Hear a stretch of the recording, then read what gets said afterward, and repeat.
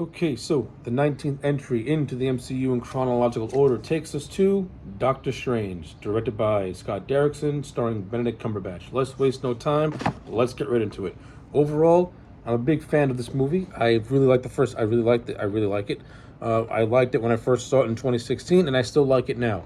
Is it a perfect movie? No, it does have things in it that I'm not really a big fan of, but my overall experience with the film doesn't really change. I still find this to be one of the most enjoyable movies of the MCU, and quite frankly, it's one of my favorite of the MCU MCU.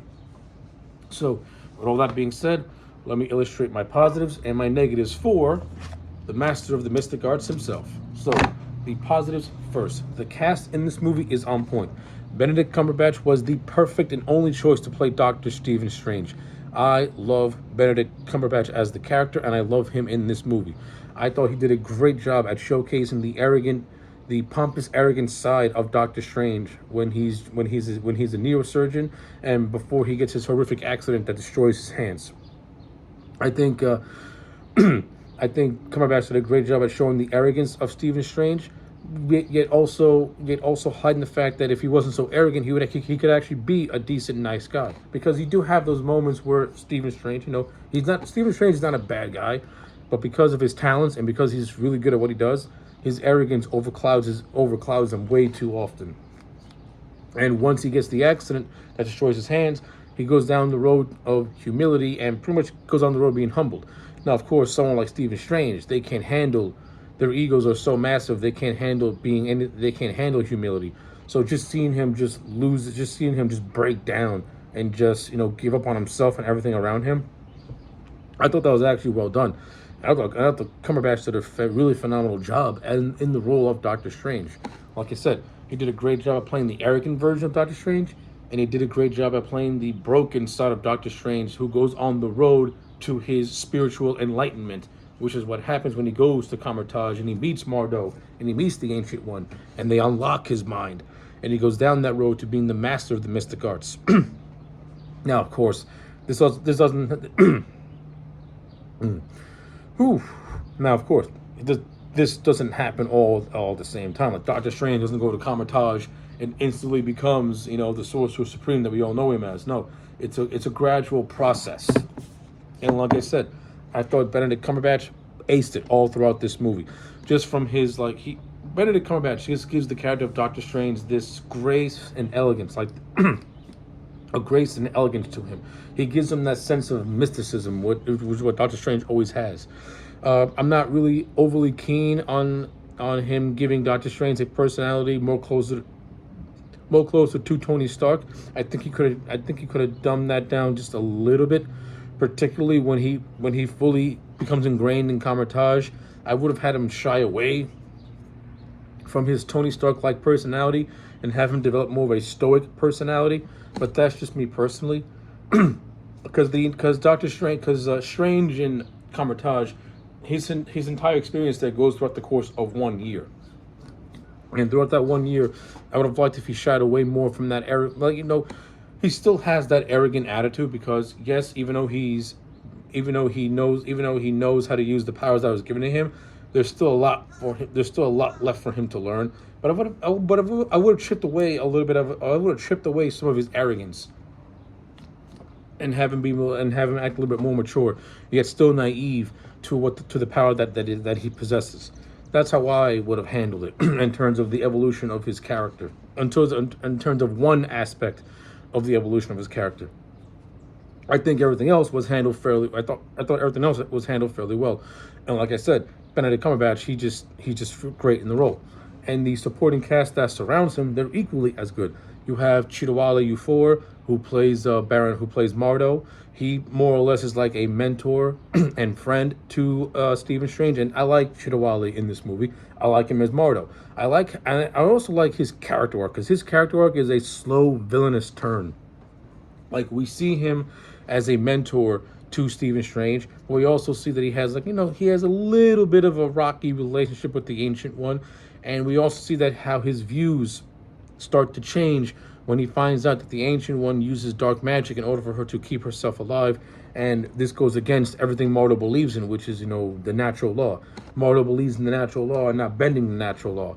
And when he sees that, these laws are being broken, it shifts his perspective and it starts to make him question things. And it's very subtle. And Mordo's turn does not come till you get to the end of the movie. And I thought Chidawali 4 did a great job at showcasing the subtle turn of Baron Mordo to a more villainous character. And I also like the chemistry that he has with Benedict Cumberbatch. I like the relationship that was drawn between Strange and Mordo. I like how they start off as friends, and it makes the turn a little bit more heartbreaking when you watch the movie, because Mordo just basically just gives up on everything. He gives up on his values, and he goes down a more darker path to what we all know what he will become. If you seen the Spider-Man animated TV show or read the Doctor Strange comic books and stuff like that. So yeah, Chidawali is Mordo. No complaints. I like what they did with his character. He also has a lot of cool, fun scenes here and there, especially some fight scenes. And I do like some of the scenes, and I like some of the sparring matches he has with Strange while they're doing their training sessions. So that's good stuff. You have Benedict Wong, who plays the character of Wong. I like the character of Wong. I like Benedict Wong's performance of Wong. I like how Wong in this movie, he's a little bit stoic. I mean, I don't really care for the whole joke of Stephen Strange making fun of him because he only has one name and he just drops down celebrities like Adele, Eminem, stuff like that. I don't think that was funny. I think that was funny maybe one time, and then they kind of ran that joke into the ground. But I do like the running joke of Strange trying to get Wong to laugh, and he just doesn't laugh. But then once you get to the climax, Strange says something about what happened to Caecilius and his zealots, and that causes Wong to actually laugh. So I like how that joke had a nice payoff. But yeah, and Wong had some decent scenes peppered all throughout. He's mostly just there to act as a librarian and to spit out exposition, and that's pretty much it. Like a majority of this film's story is told through Wong, is by Wong telling Strange about certain things, like the Eye of Agamotto, the Time Stone, which plays a factor in the movie, and he gives him a history of the Dark Dimension and Dormammu and what Dormammu plans to do and stuff like that. Like, Wong is more or less as an exposition dump and not much of a character, but he does have some nice little moments here and there. You have Tilda Swinton, who plays the Ancient One. I thought Tilda Swinton as the Ancient One, she was decent. I thought she was pretty good in the role. I like how the Ancient One, has more along the lines of like I like how the Ancient One serves as the overall mentor to all the masters of the mystic arts, and I like how she views Strange as like a star pupil. Like she can see that Strange is not like the rest of them, and she can see that Strange has the potential to be the most powerful sorcerer of them all. But I also like her character just in general. I like how she's somebody who is doing questionable things because she thinks to do the right thing, so to speak. More along the lines of her actions are what causes Mordo to go down the dark path, and her actions are what cause the Caecilius, played by Mads Mikkelsen, to break away from Kamar-Taj and become more or less a servant of Dormammu, because he found the Ancient One to be a hypocrite. And the Ancient One is somebody, the Ancient One preaches natural law and things like that, yet she's siphoning power from the Dark Dimension in order to keep herself alive. Hence, she's breaking the natural law. And this is what causes the rift with all the sorcerers, with all the sorcerers. And like I said, I thought Tilda Swinton did a good job playing the Ancient One. I like how she acts as a mentor, more or less, to Doctor Strange. I like the scene where she pretty much has him how she has him go. I like the scene about how she has Strange travel through the multiverse. One of the things about Doctor Strange is that this movie set up the whole concept and notion of the multiverse, which of course gets more expanded upon in phases 4 and 5, for better or worse. But it was established here first. And this scene is just such a mind trip, seeing Strange travel through different dimensions and different multiverses, and it's a 19 psychedelic 70s acid drug trip, and it's so good. It's so good. especially when he travels through the dark dimension, which has like this dark neon aesthetic to it, and you get Dormammu, who is just this imposing figure. Good stuff. I like it a lot. Like I said, I think the Ancient One also has a very interesting character. And I thought Tilda Swinton did a good job at portraying the Ancient One. Like, she's not an evil person at all, but she's somebody who's doing questionable things for a greater good, at least in her mind. So yeah, and also the Ancient One has some decent fight scenes peppered throughout the movie, which I thought was nice. And as I mentioned before, you have Mads Mikkelsen, who plays Caecilius, who is more along the line, who is more or less the villain of the movie. I think Mads Mikkelsen is a talented actor. He's very good, and I like the performance that he does give as Caecilius. Scott Derrickson tries to paint Doctor Strange and Caecilius as two sides of the same coin, in a way, but Caecilius, he basically just comes across more or less as somebody who wants to serve Dormammu and somebody who wants to unleash Dormammu onto the world, because he feels that Dormammu is somebody who, unlike the Ancient One, can bring truth and open everyone's eyes. So like, but the thing was that Caecilius had an interesting story that they were teasing. Like, he's somebody who lost everyone, and he went to the Ancient One in order to find something. And when he found out that the Ancient One was teaching him nothing but lies, he broke away from that. Like, I would have liked to have had more of that really explored, to make me to get to know Caecilius better, because they only mention these things, but they don't further expand upon it. We don't know what really happened to Caecilius' family and what caused him to do the things that he does. It's mentioned and hinted at, but they don't tell us exactly what happened and what events led to all this, and the slow process of Caecilius going against the Ancient One. We're told this, but we're only told this in spots, and it's never really fully expanded on, which is a shame, because it kind of takes away from Caecilius as a character, because he just comes across as somebody who, okay, he's just a villain that Doctor Strange has to stop. He has an interesting motivation, but he comes across more or less as a forgettable villain, and he is a forgettable villain because even though Caecilius is the physical threat, the overall end game is to stop him from unleashing Dormammu. Dormammu is the real threat, and Dormammu, of course, is one of Doctor Strange's more famous villains. And we do get and Doctor Strange and Dormammu do get a chance to face off in the third act, which was actually really cool and really clever in how Strange defeats Dormammu. But I'll get to that momentarily. So yeah. In terms of a performance, I like Mads Mikkelsen. In terms of the character, Caecilius he's up and down. He's like really up and down. Like there's intrigue on paper, but not really fully explored to really get into the character's headspace. You also have Rachel McAdams, who plays Christine Palmer. She's more along the lines of Doctor Strange's ex-girlfriend, who is his pseudo love interest in this movie. I thought Rachel McAdams was okay. I think she's kind of wasted because she doesn't really do a whole hell of a lot, which is a shame because she's a very talented actor. And her and Cumberbatch did have some decent on-screen chemistry. And the film did lay the groundwork to expand more on their relationship. Of course, when you watch the Multiverse of Madness, a lot of things that happen in this movie kind of get thrown away, which really irritated me. But I'll get to that when I get to that. But yeah. I thought Rachel McAdams as Christine Palmer, she was okay. Doesn't give the world's greatest performance, and her character is not really all that memorable, but in the scenes that she does have, she's okay. She's more or less somebody who was by Steven's side when he had his accident, but Steven was pushing her away because because someone like him is just too arrogant and he's too vain. And he doesn't want no pity party. Stuff like that. So yeah, that stuff is okay. You also have Michael Stahlberg, who's in this movie, plays another doctor called Dr. West. He makes an appearance. He doesn't really do much of anything. He has a little bit of an antagonistic relationship with Strange, but then that gets rectified near the end of the movie. So that was okay for what it was. Nothing really all that spectacular. And then, and what else? I'm trying to think of other supporting casts. I think I've covered mostly all the members of the cast you have Benjamin Bratt, who plays a character called Alan Pangborn.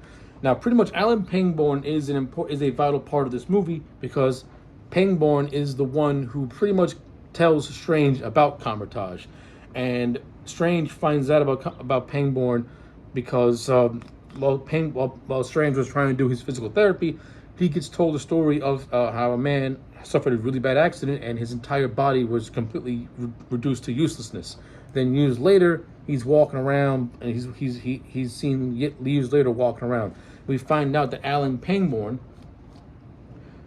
went to Kamar-Taj and was taught how to be a sorcerer. Of course, and instead of expanding his mind more, he just took the sorcery powers just to make himself walk again. Of course, this gets tied up nicely in the post-credit scene with Mardo. So yeah, in terms of like the cast and the individual stories, for the most part, I thought they're all okay, and they all do a decent job at interwoven themselves in the greater narrative. You know, some characters are utilized better than most, but it is what it is. In terms of this movie's visual aesthetic, I think this movie is beautifully is like this is one of the best looking visual movies ever. And I think if Scott Derrickson had more, and I think if Marvel would have given Scott Derrickson more reins, he could have instantly made this into a horror-esque type of movie, and it would have worked so well with the character of Doctor Strange. Like, it literally would have worked really well with the character of Doctor Strange. You do get some of those moments peppered all throughout the movie, but it does have more of that Marvel flair to it, and not enough uniqueness to it. Though Scott Derrickson in certain scenes did try to be a little horror with it, like the opening prologue where Caecilius and his zealots attacked the library. That had a nice horror aesthetic to it. The whole thing of Doctor Strange going on his trippy journey, that had a nice 1970s horror aesthetic to it. The whole look of the Dark Dimension had a nice horror movie aesthetic to it. Like Scott Derrickson has some good ideas with his visuals and direction, and there's a lot of this movie that just looks fantastic, especially when Strange and Mardo are running all over New York, and the whole thing against the Zealots, and the whole thing is like going all over the place. It's going all over the place, and it looks like a jigsaw puzzle in a way. Great stuff. Good visuals, actually. So yeah, from a visual standpoint, I think Doctor Strange is one of the more creative movies, and I think if Scott Derrickson was given a little bit more creative reign with his visuals, it could have been better and borderline on a horror movie, and he was going in that direction. But I understand that he was reined in just a little bit because you don't want to do it all in one movie. Like, you want to space it out for a sequel. And if Scott Derrickson would have came back for Doctor Strange 2, we would have gotten that. But what we got here was a nice little template for what was to come. So yeah, I think the action sequences are all well done, with the third act pretty much being the best part of the movie, being the best part of all the action sequences, with Stephen Strange reluctant to want to hurt somebody or fight somebody because he's a doctor. He took an oath not to kill. He took an oath to heal. And then Mordo pretty much raises the complaint of, it's either you or them. You gotta do something. Don't be spineless. And this is what leads to the third act, in which, the Zealots are attacking all the sanctums, particularly the ones in Hong Kong, London, and New York. And while they're in Hong Kong, pretty much all is lost until Doctor Strange, who uses the Cloak of Levitation, which was introduced early in the movie, takes it and goes into the Dark Dimension to face off Dormammu, and he uses the Infinity Reality Stone that he has, and he pretty much puts Dormammu in a time loop, and that's how he's able to defeat him. He doesn't defeat Dormammu with powers or I'm sorry. Let me correct myself. He doesn't defeat Dormammu by doing hand-to-hand combat or stuff like that. He defeats him by using his brain. And I thought that was just a clever way. And I thought that was just so clever and really well done. And it also leaves the door open for Dormammu to come back to be a more physically imposing threat. I mean, I do like the overall look of Dormammu. I mean, he does have this ultra psychedelic, colorful look to him. Of course, completely different than how he looked like in the comics. But it's a first introduction, and so I'm not gonna curse the movie for it. Like, you don't want to do Dormammu in the first movie and then have nothing left for it. Like, because there's a lot you can do with Dormammu, especially since Baron Mardo now turned his back on the sword, turned his back on Kamar-Taj, which is what happens at the end of the movie. So yeah, So yeah, action sequences are all well done. A lot of this movie's humor, as I mentioned earlier a little bit, it's not that great. It's not really well integrated. There's this one scene where Doctor Strange puts on the cloak of levitation and he's getting ready for battle, and the cloak just starts fiddling with his face. I'm like, what are you doing? And like I said, the whole running gag of Doctor Strange making fun of Wong for only having one name and then comparing him to different celebrities, I thought that was kind of cringe and stuff like that. But to Scott Derrickson's credit, he does space out a lot of the humor in this movie, so it's not this movie's not all jokey. And there are also some moments where the humor can be kind of clever. Like this is one scene where Mardo gives Doctor Strange this paper that says Shambhala. Doctor Strange says, "Hey, this is my mantra," and then Mardo is like, "No, it's the Wi-Fi password. We're not heathens." Like that's comedy used to the advantage, and I like that.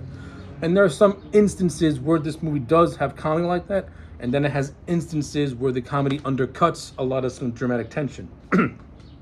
So it's like, but it's not as egregious in most as it is in most Marvel movies. To the credit of Scott Derrickson.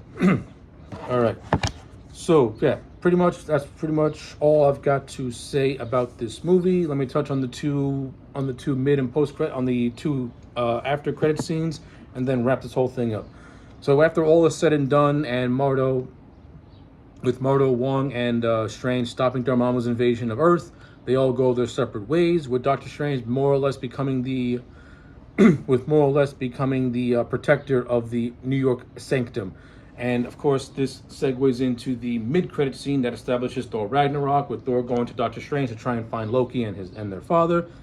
And then you get to the post-credit scene, which sees Mordo attack Alan Pangborn, take away his power, and then make the decree that the world has too many sorcerers, pretty much setting him up to be a villain. So all the things that Mordo went through in this movie, being jaded by what the Ancient One has done, and as what the Ancient One has done, he's now on a mission to eradicate all the sorcerers by any means necessary. So that, and of course, when you watch Doctor Strange in the Multiverse of Madness, it goes absolutely nowhere. So yeah, with all that being said, if I just watch Doctor Strange as a standalone movie, this is a solid 8 out of 10. I thoroughly enjoyed this movie a lot. It's got good acting, a great cast, some cool, unique visuals, some fun action sequences. It does have, the villain could have been done so much better, and some of the humor could be used in spots, and certain side characters are underutilized. But as an overall experience, this movie is a lot of fun, and I still enjoy it. So 8 out of 10 for Doctor Strange. Let me know your thoughts in the comment section down below. Like the video and subscribe, and I'll check you back next time for more.